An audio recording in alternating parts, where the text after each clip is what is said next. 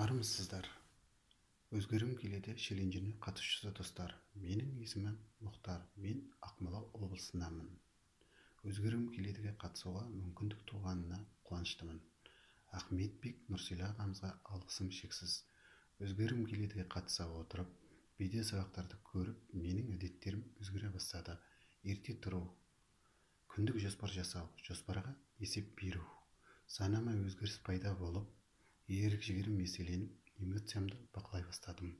Құдай не жаса, соны көреміз деу соқырлықтың белгісі, тағдырдың жазғаны болар деу ақымақтың белгісі. Адам не тілесе, Құдай соны тағдыр қылмақшы. Тіккен еккен жерге бидай шықпақшы емес. Міржақып Дулатұлы. Мен өзімді қайта тәрбиелеп, Алаш ардақтыларының идеясымен қаруланған. Ахметбек Нұрсила ағамыздың білімі мен тәжірибесінің көмегімен саналы да сапалы қазақ, яғни адам болуға ұмтыламын.